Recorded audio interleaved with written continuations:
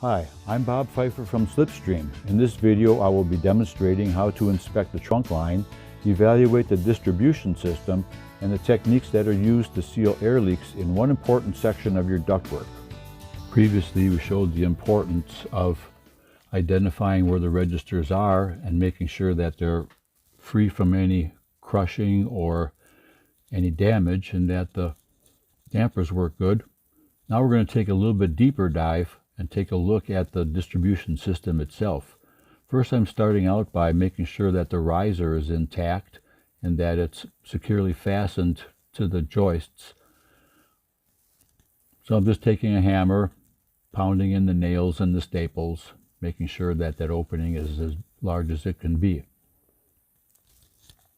After that's done, I'm going to take a flashlight and shine that into the trunk line, and I'm going to take a look with a mirror and just see if there's any debris down there, any junk, any garbage, anything that may be blocking airflow. There may be the ducts may be crushed.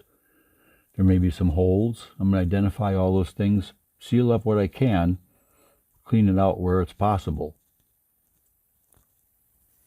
You can see there's a little block of wood.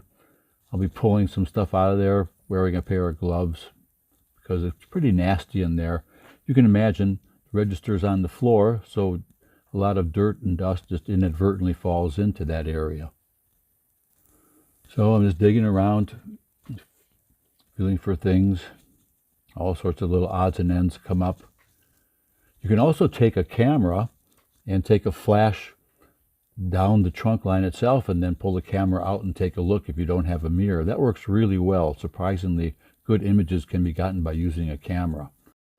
I'm going to show you 4 photographs that I took with my camera of various types of ductwork and various conditions. The first 2, metal and ductboard, are clean and unobstructed. This is what we want to see. The 3rd and 4th pictures, you can see holes and collapsing of the ductwork. This does not allow the air to move freely, and as a result, you're losing energy and it's causing comfort issues in the home as well.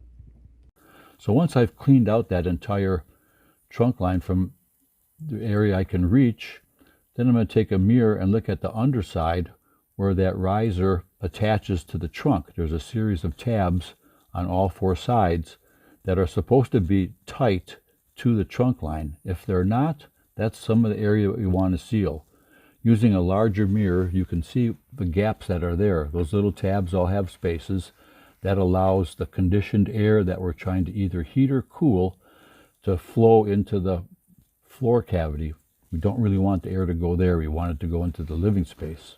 Notice that these 2 duct connections are in much worse shape than the ones that we just looked at. In the second photo, the riser is completely disconnected. There's going to be some major work needed to repair this, so all the conditioned air that you're paying for gets into the room you're wanting to heat or cool. Once repaired, this will save you energy and make your room much more comfortable. So now I'm cutting some 2-inch mesh tape. This is very similar to the tape we use in patching drywall seams and drywall tape. So I'm cutting them a little bit longer than the actual opening itself because those pieces will overlap and they will go to fill in that gap area. After they're cut, I'm going to get out the mastic, and we'll be using either one of these 2 different types of mastic to seal up the holes. This can be gotten from a big box store. You can see it's called Duct Sealant, and the other brand is called Mastic, RCD Mastic, used for ducts. Now with the gloves on, I'll open up the can, and then I will just liberally spread that on with my hand. It's too hard to get a brush in there, can't get a caulking gun in there, so it's all hand applied. Now those tabs all have little sharp edges on them, corners, and it's easy for the gloves to get ripped, to get punctured, so you got to be real careful when you're putting that on. I use a thick layer of mastic and I just squeeze that into those gaps and cracks, making sure I get 100% of the area sealed up. I'll go around all 4 sides doing that, working from one edge to the other. Now you notice I left the mirror in there. The reason I left the mirror in there is I want to be able to take a look at the work as I'm doing it to make sure that all the gaps are actually indeed sealed up.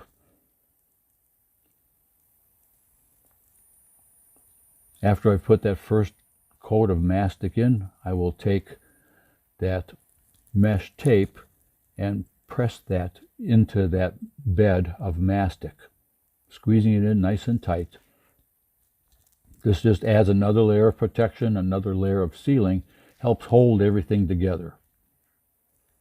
That mastic will be run from the tabs all the way onto the top of the trunk on all 4 sides so that we have a nice good bond. As you can see, it's a little difficult to work. You're on your hands and knees, bending over, not really able to see that. That's what the mirror comes in handy for. Now I take that mirror and inspect my work. You can see in that area there, all I see is mastic. So it's a good job there. Now I move over to the other side, and what do I see? Oh, I can see the mesh tape. I can see some duct mastic there. Not really done perfectly. I will go and finish that off. And I will do a quality control check of my work real time and then finish up. Take that mirror out. Now I work my way towards the top. I'm going to run a bead of caulk where that riser meets the subfloor. Another area where air can escape. I'm going to run just a small bead, trying to be as neat as possible. Whoops, not always, but then getting that sealed up. Using a clear caulk here is probably the best to use. I use acrylic because it's water-based, and just with the finger smoothing out that surface, embedding that caulk into that gap so we have a nice tight seal.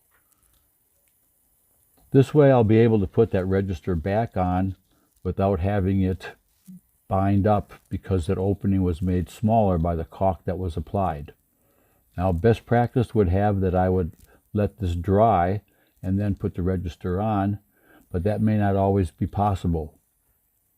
In any case, you want to put the register on, lift it up, make sure that the caulking is still intact. If so, put the register back on and you're good to go.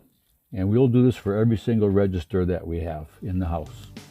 Well, thank you everybody for watching. We hope you learned some easy ways to improve your comfort and increase your manufactured home's energy efficiency.